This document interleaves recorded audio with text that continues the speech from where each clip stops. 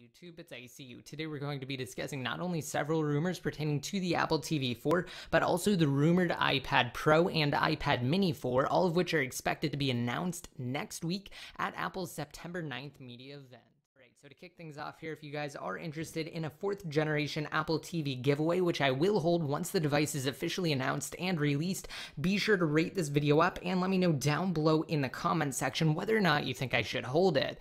Now with that said, let's go ahead and get straight into this video. Alright, so to kick things off here, the Apple TV is an absolutely amazing device, especially with its all new $69 price tag. You can do so many things, including mirroring content directly from your iOS device or Mac computer. You can also completely control it from iOS or even the Apple Watch. Not to mention the fact that it's an awesome multimedia streaming device that can connect to services like Netflix, Hulu, HBO, and so many others. However, it is starting to show its age. Now this is the Apple TV 3 or the 3rd generation Apple TV, and here is the Apple TV 2, its predecessor. So they look identical, right? In fact, this was actually the one I was showing you guys toward the intro and when I discussed my upcoming Apple TV 4 giveaway. You can't really tell a difference, right? But also an internal overhaul of the Apple TV. So that's where these new rumors come into play. The device is expected to feature a complete redesign inside and out. As for the price tag, it's expected that an 8GB version will cost $149, whereas a bump up to 16GB will cost $199. And you might say, well, why would I need a 16GB Apple TV? In fact, the current Apple TV 3 has 8GB of internal storage, which is rarely ever used. Now, the reason you need a bump up in storage is because of the rumored App Store. Yes, the Apple TV is finally expected to feature a full-fledged App Store, guys. Now, beyond the external and software redesigns, we're also expected to receive a new remote for the Apple TV that mixes a number of different inputs.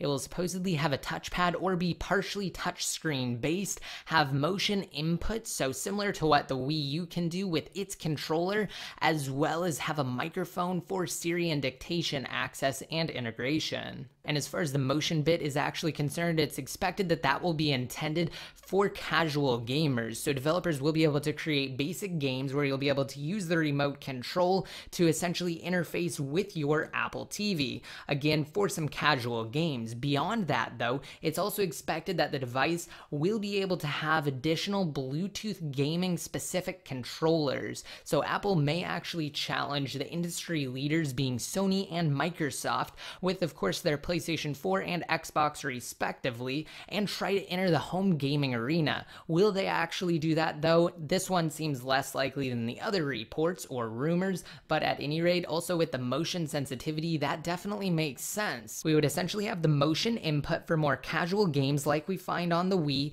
and actual controllers for more hardcore games like what we'd find on an Xbox or PlayStation, for example. And also, as far as the Siri portion is concerned, it's expected that we will have a unified search, so you'll be able to search through things like Netflix, iTunes, and other services just by using your remote control. That's a very cool concept. Other set-top boxes have had that feature for a while now. It's time we have it on the Apple TV, especially in an Apple-esque fashion, because of course when Apple does things, they end up doing them right, and most of the time better than competing services, although of course that is based on the user's opinion. So without getting too opinionated, let's give a quick recap. So the 4th generation Apple TV will supposedly be announced next week on September 9th. It may not be available for purchase until October, but whenever it is available, it will be expected to cost either $149 or $199 based on the internal storage configuration of your choosing. So either the 8 or 16GB configurations. It will also have a new revised controller with multiple forms of input and Siri integration, as well as the App Store. So guys, this next generation Apple TV is shaping up to be absolutely amazing. Probably one of the best or one of the most drastically updated products that Apple releases or announces next week. But what about a completely new device and new category for Apple? They're expected to announce the iPad Pro next week, which will supposedly be a 12-inch iPad, significantly bigger than the current largest 9.7-inch iPad. It's expected to feature an A9 CPU and 2GB of RAM, of course, a Force Touch enabled stylus, Force Touch beyond the stylus, similar to what we may find on the iPhone 6s and 6s Plus, as well as a possible USB 3.0 or USB-C port. It will also run on iOS 9.1 and isn't expected to be released immediately following the event, but rather when 9.1 drops, which could be in October or November. And Apple is also expected to announce the 4th generation iPad mini at the event, but not the iPad Air 3. And allegedly the reason for that is because they want to focus on some massive updates to the iPad, and they want to significantly rework it while bringing the iPad mini up to par with the iPad Air, because of course the iPad mini features a subpar processor in comparison to that of the iPad Air 2.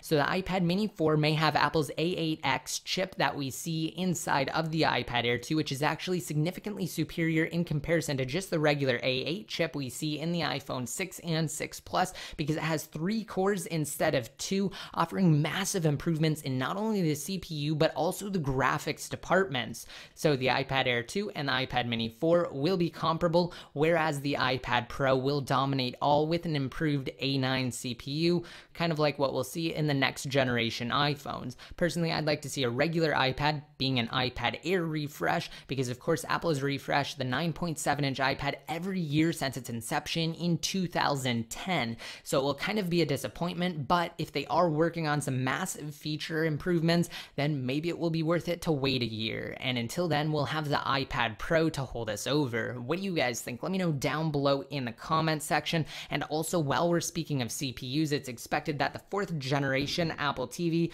will have an A8 CPU, not an A8X, so similar to what we see on the iPhone 6 or 6 Plus, or even the iPod Touch 6th generation, which of course is powered by a slightly underclocked A8 chip when compared to the iPhone 6 or 6 Plus. That might be what we see in the new Apple TV. At any rate though, guys, this event is shaping up to be absolutely amazing. We may see so much released other than just the new iPhones, and that may be partially due to the fact that this year's iPhone 6s and 6s Plus might not be as amazing as last year's 6 and 6 Plus. For additional details on that, as well as what we can expect from the iPhones, be sure to check out my dedicated playlist. I'll have a link for you guys in the cards right now. There's so much on those devices that of course I didn't even get into in this video.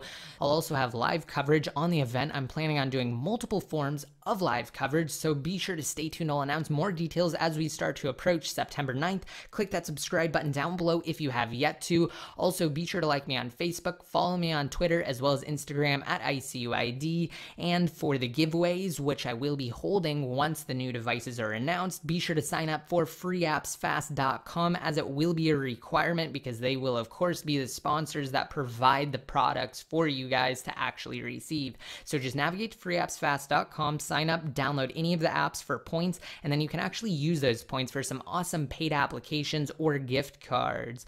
Again, guys, I really do hope you like this video. Stay tuned for complete details, and until next time, this is IC.